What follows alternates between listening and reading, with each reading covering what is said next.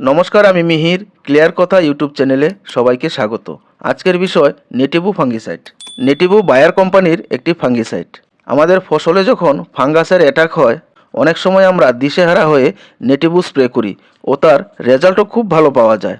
কিন্তু অনেক সময় নেটিভুর অপব্যবহারে তার রিয়াকশানও দেখতে পাওয়া যায়। আজকে এই ভিডিওর মাধ্যমে নেটিভু ফাঙ্গিসাইডের ভালো দিক কোনটি, খারাপ দিক কোনটি ও তার টেকনিক্যাল কী, মোড অফ অ্যাকশন, ডোজ ও তার কার্যক্ষমতা কী, এইসব বিষয়ে বিস্তারিত আলোচনা করব।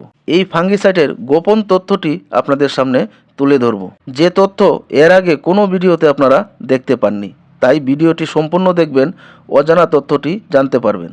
ভিডিওটি যারা দেখছেন চ্যানেলটিকে সাবস্ক্রাইব করে বেল আইকনটি অবশ্যই টাচ করবেন। আপনাদের একটি সাবস্ক্রাইব আমাকে অনেক উৎসাহিত করে এমনই গুরুত্বপূর্ণ ভিডিও তৈরি করতে।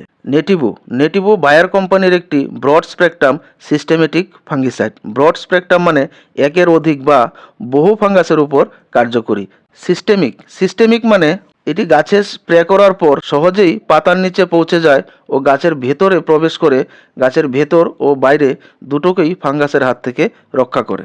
এটি প্রিভেন্টিভ ও কিউরেটিভ দুভাবেই কাজ করে। প্রিভেন্টিভ মানে রোগ আসার আগে, কিউরেটিভ মানে রোগ আসার পরে স্প্রে করলেও খুব ভালো রেজাল্ট পাওয়া যায়।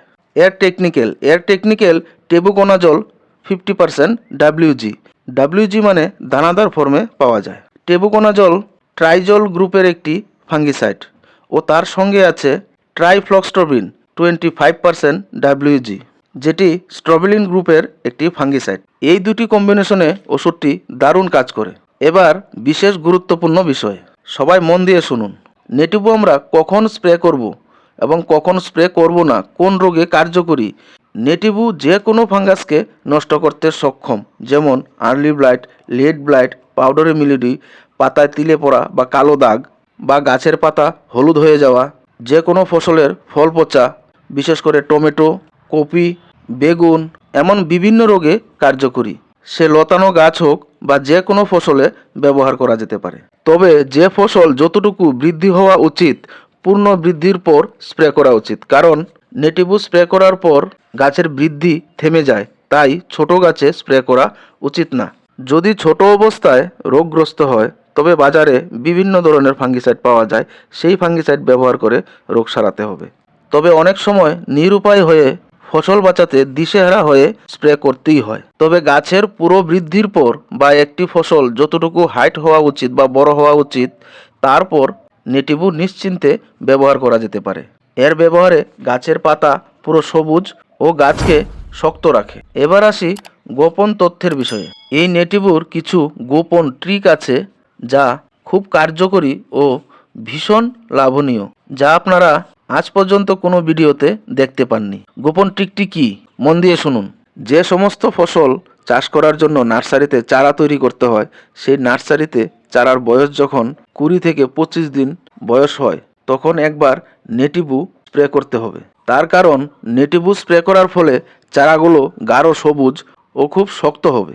এর ফলে চারাগুলো যখন আমরা মূল জমিতে রোপণ করব, রোদের কারণে চারা নষ্ট হবে না ও বৃষ্টিতেও চারা নষ্ট হবে না। আপনারা হয়তো ভাবছেন, এখনই বলা হয়েছে নির্দিষ্ট উচ্চতা না হওয়া পর্যন্ত স্প্রে করা উচিত না, তা না হলে গাছের হাইট আর বাড়বে না। কিন্তু এখানেই গোপন ট্রিকটি দেখুন। আমরা যখন নার্সারি থেকে চারা তুলে মূল জমিতে রোপণ করি, তখন সেই চারা আবার নতুন জীবন শুরু করে, যার কারণে নার্সারিতে স্প্রে করা নেটিভুর প্রভাব আর থাকে না। তাই চারার বৃদ্ধিতে কোনো বাধা সৃষ্টি করে না। তাই আপনারা নিশ্চিন্তে ব্যবহার করতে পারেন।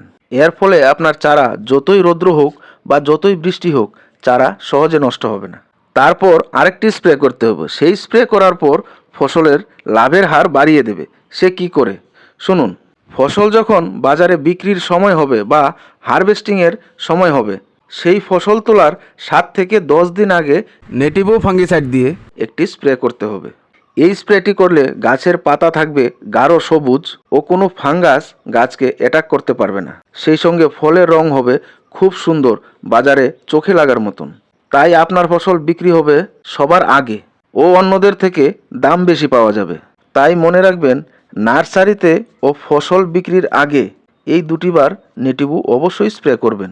তবে মাঝের সময়গুলো যদি নিরুপায় হন স্প্রে করবেন, নইলে করবেন না। কারণ নেটিভু যেমন ভালো তেমন খারাপ। নেটিভু যে কোনো ফসলে পরপর যদি দুবার স্প্রে করা হয় সেই ফসল সেখানেই থেমে যাবে, আর বড় হবে না।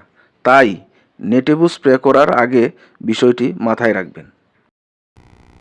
আশা করি আপনারা বিস্তারিত সব কিছু বুঝতে পেরেছেন। যদি ভিডিওটি ভালো লাগে থাকে চ্যানেলটিকে সাবস্ক্রাইব করবেন এবং বেল আইকনটি অবশ্যই প্রেস করবেন।